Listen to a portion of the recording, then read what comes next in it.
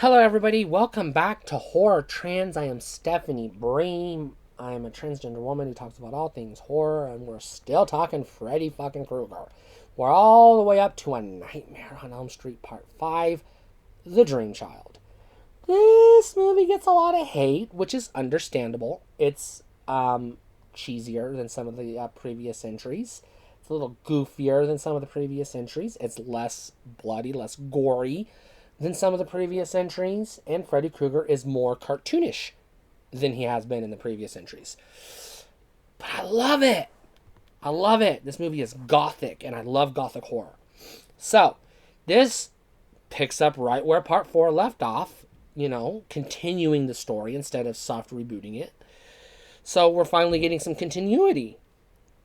Don't get used to that. This franchise does a Halloween where it reboots the fucking continuity a couple of different times. But we'll get there when we get there. So basically, you have Alice is having sex dreams with Dan, her boyfriend from the previous movie. And she finds out she's pregnant, but she doesn't find that out until later on. But, spoiler, she's pregnant. So basically, there's a sex scene, but it's also a rape scene, which is kind of triggering for some people, so be warned. And she wakes up and tells Dan she's having dreams again, but they're not Freddy dreams, but they are nightmares. And Dan's like, well, he can't hurt you, he's dead. And Alice starts having daydreams, and in one of her daydreams, she dreams up Freddy, and he comes back to life. In an okay return to life sequence, he gets reborn by his mother, Amanda Krueger, who we see kind of sort of get raped. They don't show it, but they let us know that it happened. And then Freddy's reborn, and he grows up real quick, and he's all, "It's a boy," and the cheesiest line in the whole fucking franchise.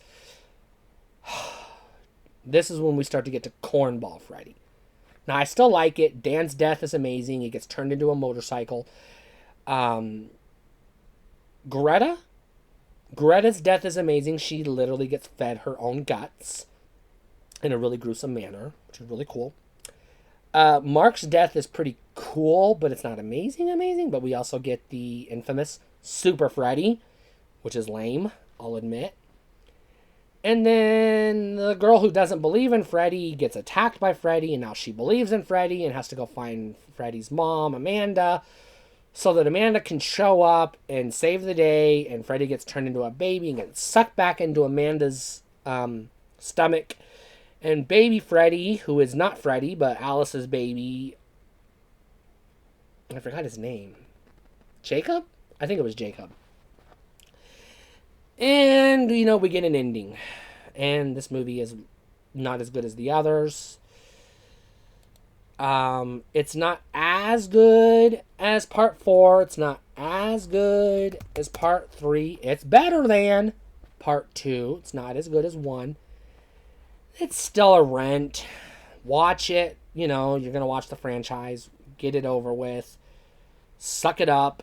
And get ready for some rubbish, because we're at the low point in the franchise.